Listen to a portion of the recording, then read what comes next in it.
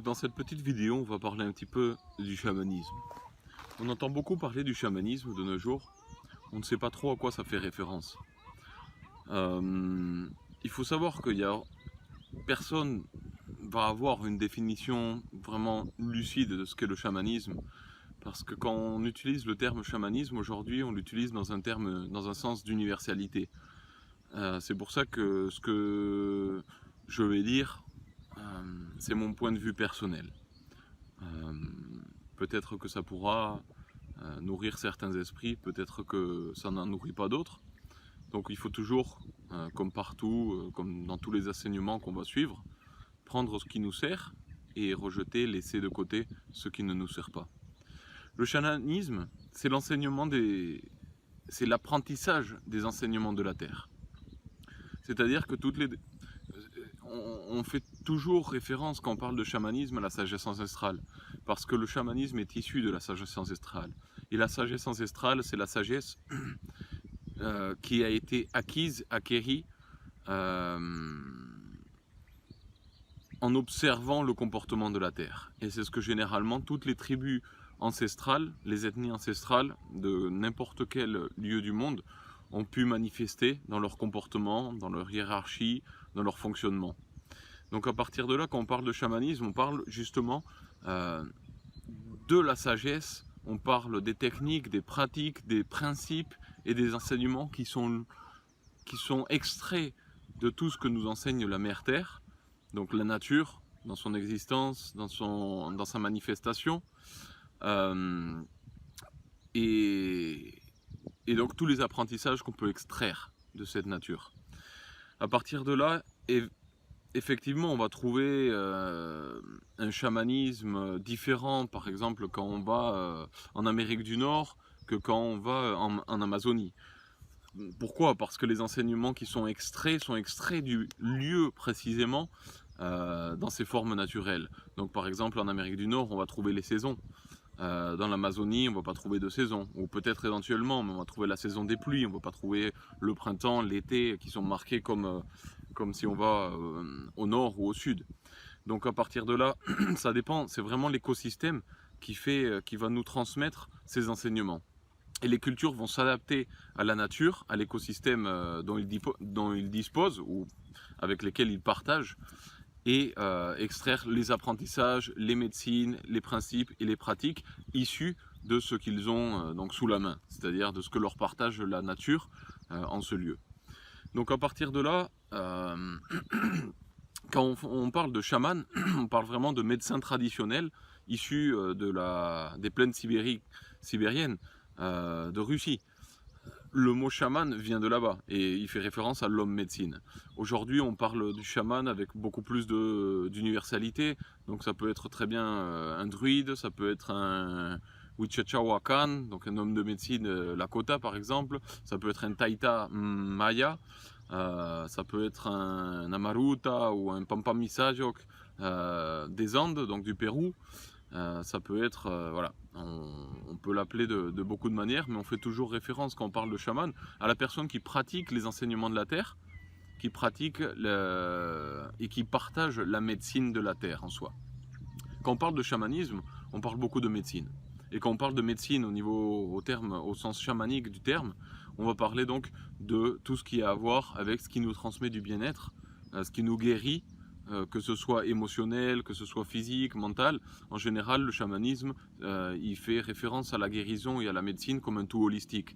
Ça veut dire que si bien on peut avoir une technique pour traiter un mal d'articulation, en général, on va traiter depuis le plus profond de l'être pour faire ressurgir les éléments médicinaux qui sont associés à la personne en lui-même. C'est-à-dire on va essayer de provoquer l'apparition du médecin qui est en chacun. Et c'est ce qu'on va toujours dire, même vis-à-vis des aides thérapeutiques, il n'y a personne qui va nous soigner, on va se soigner soi-même à l'aide d'un guide, d'une personne qui va peut-être nous enseigner un petit peu le chemin, quelques techniques, quelques réflexions, mais c'est à nous de trouver notre propre médecin pour pouvoir faire ressurgir la partie chamanique qu'il y a à l'intérieur de nous.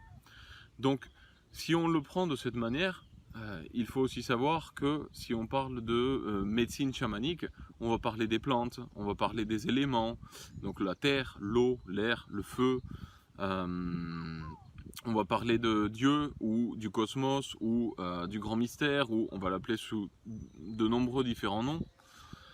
On va parler de tous les bienfaits que donc la Terre peut nous donner si on s'harmonise avec ses enseignements et avec sa manière d'être. C'est important de distinguer que si on parle de chamanisme, il ne va pas y avoir de bien ni de mal. Parce que justement, le chamanisme, c'est une compréhension absolue de l'être, de son esprit et de ses manifestations, dans tous les champs, physique, mental, émotionnel, spirituel. Donc à partir de là, on ne va jamais considérer quelque chose de négatif, on va considérer qu'il y a des mouvements et des opportunités, des changements. Mais que tout ce qui peut surgir dans la vie des individus vont être des facteurs d'enseignement. S'il y a quelque chose que nous, on va préjuger de négatif, c'est peut-être une manière de nous centrer sur notre chemin. Mais ce n'est pas un châtiment, ce n'est pas une punition, ce n'est pas quelque chose de négatif comme on le conçoit depuis la perspective occidentale. Donc à partir de là, c'est très très important parce que le chamanisme génère une ouverture sur tout ce que représente la nature. Si on a une maladie, cette maladie, c'est tout simplement, avec toutes les complexités que ça entraîne, c'est tout simplement notre esprit, donc la partie spirituelle de notre être, pour ainsi dire, qui va nous dire qu'on ne va pas dans le bon sens, qu'il y a quelque chose à soigner, qu'il y a quelque chose à traiter à l'intérieur. Et donc à partir de là, ça va générer une énorme quantité de mouvements en nous, souvent la manifestation des peurs, des sentiments, de beaucoup de choses qui sont enfouies, qui sont souvent trop enfouies pour qu'on en ait conscience justement, et de manière à ce qu'on va pouvoir les traiter. Si on a un accident, c'est peut-être la vie qui va nous dire tu vas trop vite. Si on est malade tout le temps, c'est une partie de nous qui va nous enseigner autre chose, et ainsi de suite. Donc à partir de là, le chamanisme, c'est un tout holistique. C'est vraiment un chemin, un parcours. Dans la Toltecayotl, donc les enseignements des Toltecs, on appelle ça plutôt l'entraînement, la vie du guerrier, le sentier du guerrier. Et être un guerrier spirituel, c'est justement pratiquer le chamanisme, dans le sens où on va se diriger vers un comportement qui va partager des valeurs, des qualités, des principes de vie qui vont nous permettre d'honorer la vie dans tous ces instants, dans tous ces moments. On va avoir une perspective cérémoniale et ritualistique dans le chamanisme. Pourquoi ? Parce que du point de vue spirituel, chaque action, tout ce qu'on va faire, même des choses les plus basiques, les plus simples et quotidiennes de la vie, vont être un rituel. Et tout ce qui est entraîné vis-à-vis de ce rituel va avoir donc un processus qui va commencer par je demande la permission, qui va suivre par un besoin d'effort, de s'efforcer, donc l'emprise de la volonté. Ensuite, peut-être qu'on va trouver la patience et on va trouver la persistance en chemin. Et on va fermer tous les cycles avec les apprentissages et la gratitude. Donc on va toujours ouvrir quelque chose avec demander permission, et on va toujours finir et terminer quelque chose avec la reconnaissance et la gratitude, le remerciement.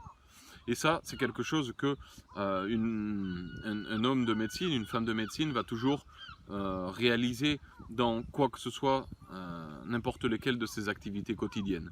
Même si par exemple, quand on va cuisiner quelque chose, même si c'est un repas tout simple du midi, on va suivre ces principes de vie, de manière à ce que vraiment l'aliment va se transformer en médecine, parce qu'il va s'imprégner de cette énergie de gratitude, de cette énergie de respect, de cette énergie d'hommage que l'on rend à la terre. Et donc il va absorber ces qualités positives et puis pouvoir les transmettre. Donc à partir de là, c'est très très important, parce que là on ouvre la porte à un nouveau principe de vie qui fait partie omniprésente du chamanisme, qui est l'intention. L'intention est absolument fondamentale, Parce que souvent, et c'est ce que disait l'abuelo Tlacaelel, qui était un grand-père très très respecté chez les Toltecs au Mexique, qui ne marche plus sur le sentier physique et de ce plan de réalité actuellement. Il disait que souvent l'intention est plus importante que le rituel. Parce que avec l'intention, on transforme l'énergie en quelque chose de sacré. Donc à partir de là, si moi je fais un massage, mais que mon intention c'est de finir rapidement le massage, par exemple, de finir rapidement le massage pour pouvoir voilà, gagner les sous et puis aller les dépenser, l'intention, elle n'a absolument rien de chamanique, de guérisseuse, de ritualistique. Donc le massage, il va être extrêmement limité. Il va être limité à des proportions physiques, et ça ne va pas aller au-delà du physique, et ça peut même éventuellement générer un certain stress chez la personne qui va recevoir le massage.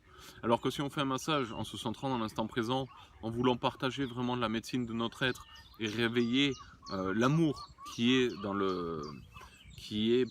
omniprésent et peut-être pas manifeste dans la personne, donc dans le patient, dans la personne qui reçoit le massage va avoir une dimension énergétique, ritualistique, qui va le transformer en un art de guérison. Donc quand on parle de chamanisme, on parle essentiellement de une manière de vivre, une manière de concevoir la réalité d'une manière complètement distincte au matérialisme occidental, et de pouvoir apprécier la diversité des techniques, des pratiques, des principes spirituels qui est lié au chamanisme universel, donc à la sagesse ancestrale de nombreuses différentes ethnies, groupes ancestraux. Comme pratique, on va en trouver des nombreuses. Il faudrait une vidéo très très longue pour pouvoir les énumérer toutes, et je suis loin d'être conscient de toutes les techniques qui puissent y exister. Mais généralement, toutes les techniques vont, par exemple, passer par l'art de guérison, qui doit nous pousser à confronter, à affronter certaines souffrances, douleurs, négativités qui ont été enfouies au plus profond de notre être. Nous, on a des mécanismes de survie, et je dirais que ces mécanismes de survie, quand on est exposé à une société qui peut avoir tendance à être destructrice, compétitive, comparative, etc., ces instincts de survie vont faire que on ne laisse pas naturellement nos sentiments s'exprimer, notre manière d'être se développer, sinon qu'on va se conditionner à une manière de faire très différente à celle qu'on devrait.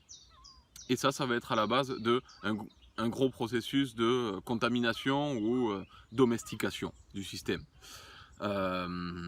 Donc à partir de là, quand on va utiliser des outils chamaniques, les outils chamaniques vont être suffisamment puissants en général, et c'est ce qu'on recherche aussi, pour pouvoir nous amener à confronter une autre réalité qui est très très différente à celle qu'on a conçue, et cette réalité va nous amener à trouver en nous, au fond de nous, bien des choses, bien des choses qui vont ressurgir de manière à ce qu'on puisse les traiter. Donc à partir de là,